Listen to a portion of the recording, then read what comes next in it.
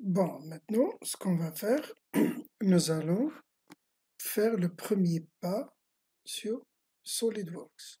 SolidWorks, c'est un logiciel comme tous les logiciels qui fonctionnent sur Windows, c'est-à-dire il y a donc le menu fichier, le menu affichage, donc une barre de menu ici, donc les barres de menu, donc elles vont se développer en fonction de votre besoin. Voilà donc la barre de menu. Mais ce qui est intéressant avant de commencer, c'est aussi il y a le help. Donc ici, vous avez donc le help. Vous cliquez sur ce petit, cette petite flèche.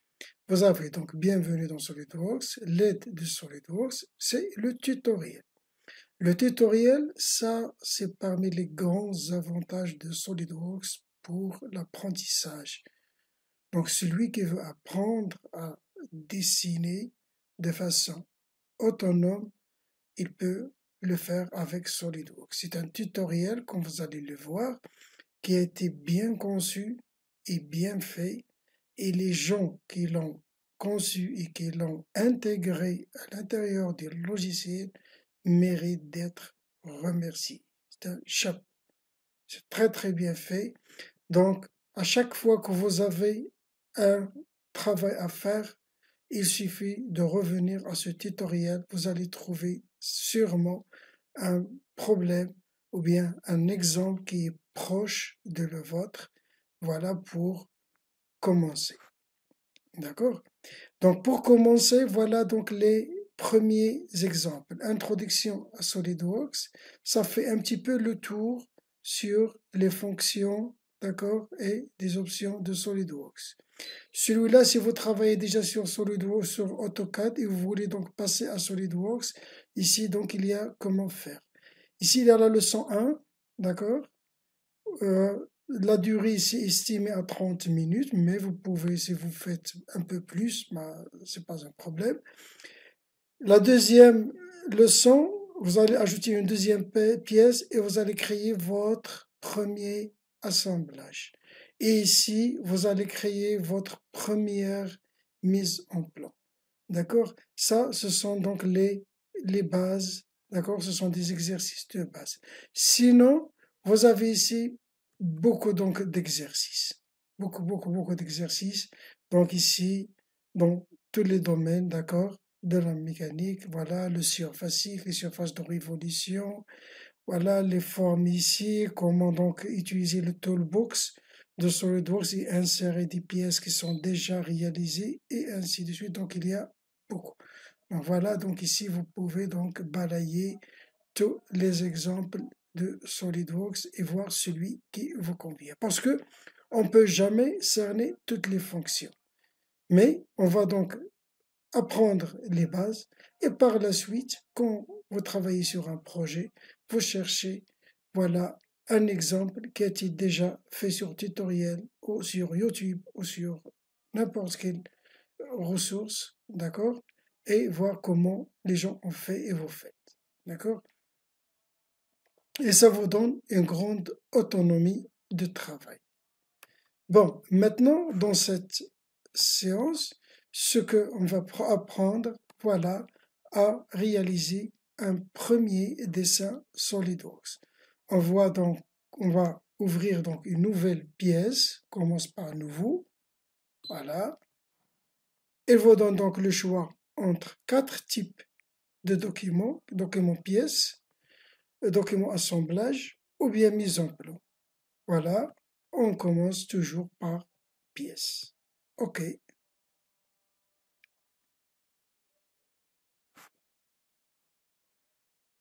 Voilà, comme je vous ai dit donc dans la séance précédente, que la première des choses, donc, il faut choisir une fonction. Vous le constatez ici, il n'y a que 2 fonctions qui sont actives. D'accord? Il y a la fonction base, bossage, extrusion. Il y a base, bossage, base avec révolution. Voilà, ce sont des fonctions qui ajoutent de la matière. Voilà, je vais choisir ma fonction. D'accord. Et voilà, lisez ici un peu à gauche. il vous demande de sélectionner un plan ou esquisser donc la coupe transversale de la fonction. Donc la coupe transversale de la fonction, bah, c'est généralement, donc c'est un plan. D'accord? Il vous donne à choisir entre les plans prédéfinis. Vous avez le plan de face, ça c'est le plan de droite, et ici c'est le plan de dessus. Donc si vous travaillez sur votre vue de face, donc choisissez dès le début donc le plan de face comme plan, comme plan pour commencer la fonction. Ou bien vous choisissez à partir ici de l'arbre de création. Vous avez donc plan de face, d'accord? Plan de face, plan de dessus, plan de droite. Voilà, il vous donne donc le premier sketch, d'accord? D'accord, c'est le premier esquisse, sketch 1, il vous donne la même maintenant d'esquisser. Je vais esquisser sur le plan de face. Bon, je vais choisir par exemple ici un rectangle. Simple, voilà.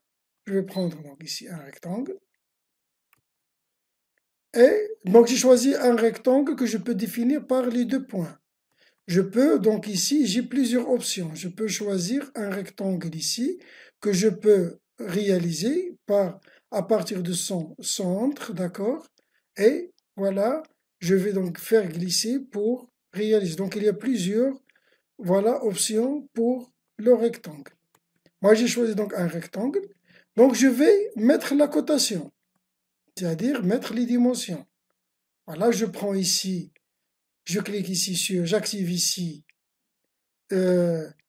l'onglet donc ici cotation, l'outil cotation. Il me donne donc plusieurs choix. Cotation intelligente, c'est-à-dire il se place de façon intelligente selon la forme de l'élément. S'il est horizontal, il va se placer horizontalement. S'il est vertical, il va se placer verticalement. S'il est oblique, il va se placer obliquement. Et ainsi de suite. Sinon, je peux utiliser directement horizontal ou vertical, etc. Je laisse, voilà, il y a plusieurs options. Voilà, moi j'ai choisi donc intelligente. Voilà, je vais coter ici. Je vais mettre par exemple, voilà, je clique deux fois. Je mets ici, je rentre 100 et je valide. Soit je valide à partir de cette croix, ou bien je valide avec le bouton entrée. Donc les deux, ça marche. Voilà, d'accord? Je vais maintenant encore coter donc le côté vertical. D'accord? Je vais mettre aussi 100. Ou bien je vais mettre, voilà, je vais mettre 100. OK, je valide. OK? D'accord? Ici, vous avez les options d'affichage. D'accord? Les options d'affichage, ça c'est les zooms. Le zoom au milieu, ça permet de centrer au milieu. Voilà, ça centre au milieu. Ici, c'est la zoom fenêtre. Moi, lorsque je veux donc, lorsque j'appuie ici, lorsque je veux donc zoomer agrandir seulement une partie, je mets zoom fenêtre. Sinon, je reviens au milieu avec le zoom et je désactive le zoom. D'accord? Voilà.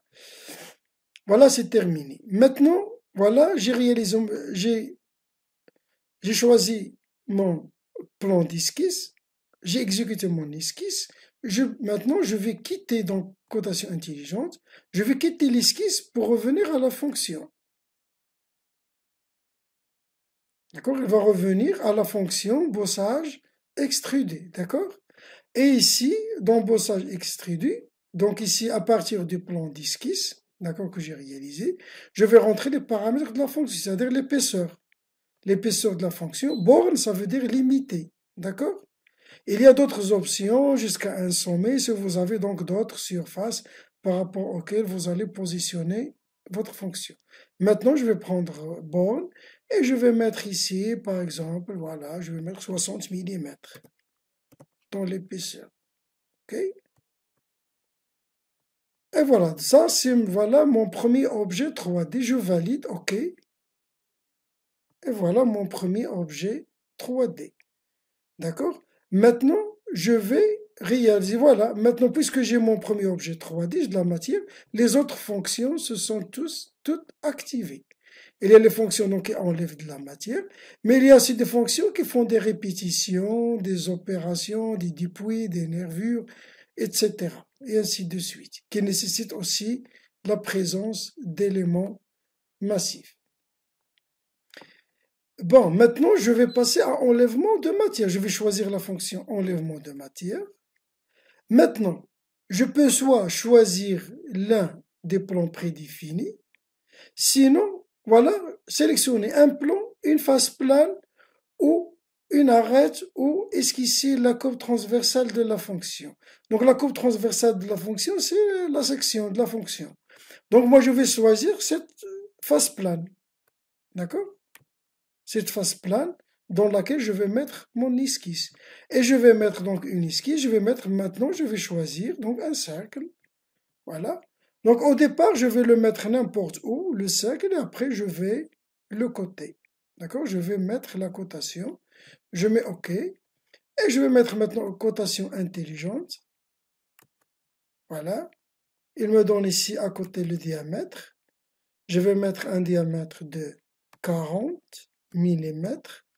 Donc par défaut, d'ici, j'utilise le millimètre. D'accord? Soit le millimètre, soit le inch. Si vous travaillez donc en système anglo-saxon, vous utilisez le inch, sinon vous utilisez le millimètre. Diamètre de 40 mm. Il me reste maintenant à positionner le centre. D'accord?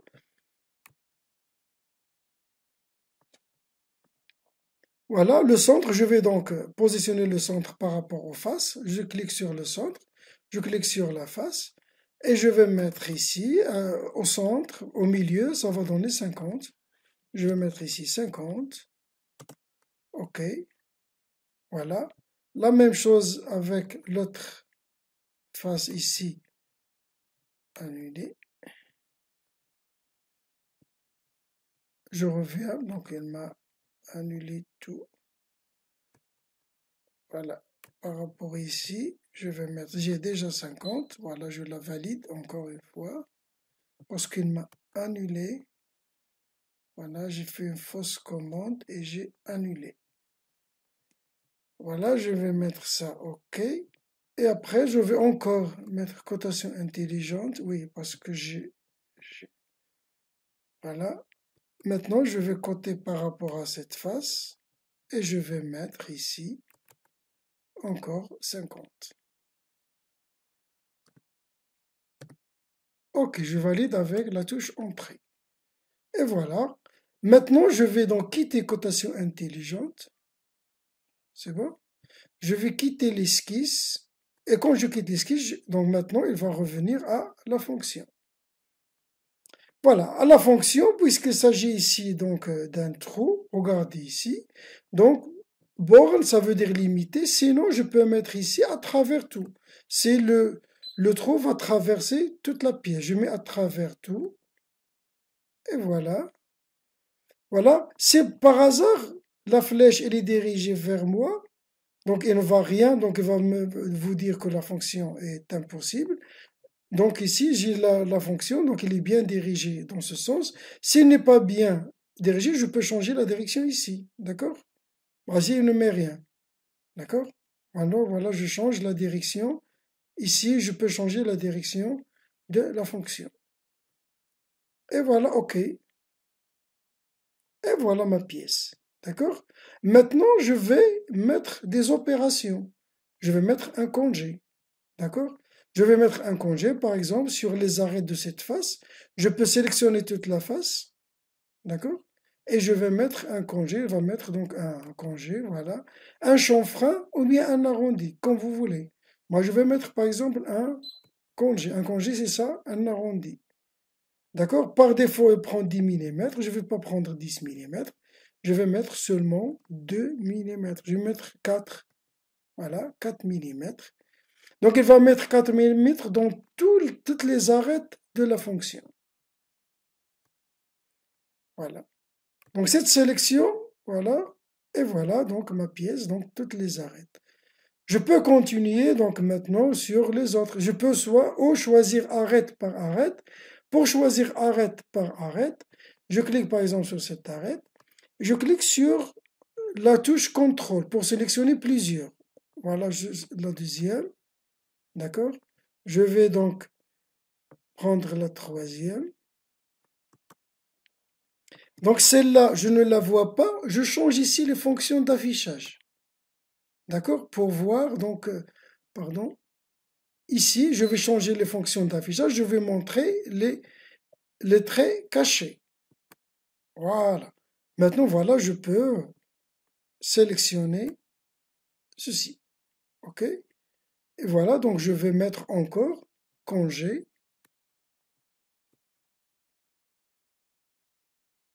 Et voilà, je vais garder les 4 mm partout. C'est bon? Voilà. Maintenant, voilà, j'ai terminé. Voilà ma première pièce. J'ai mis des opérations. Je peux maintenant ajouter une fonction coq. Si je veux une fonction coq, c'est une fonction qui permet de vider une pièce de manière à laisser la même épaisseur sur toutes les parties qui restent. D'accord? C'est ça la coque. La coque, c'est comme une citerne, par exemple. D'accord? Une citerne, d'accord, c'est une coque.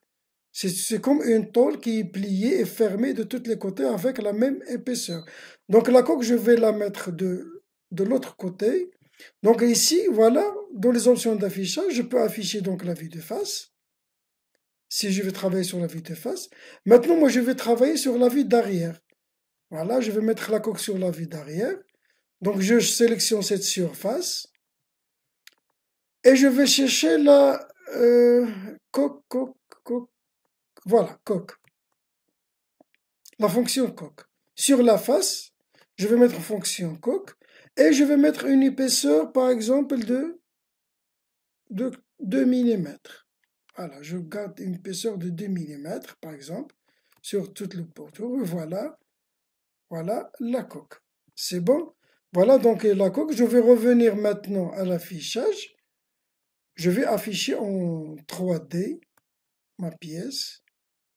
Voilà, en isométrique, dimétrique, trimétrique, je vais mettre isométrique par exemple. Je reviens au mode d'affichage ici. Voilà, voilà. Et ici, je peux faire donc tourner la pièce. D'accord? Je peux donc tourner la pièce. Donc pour tourner la pièce, je peux donc aller à affichage, modifier.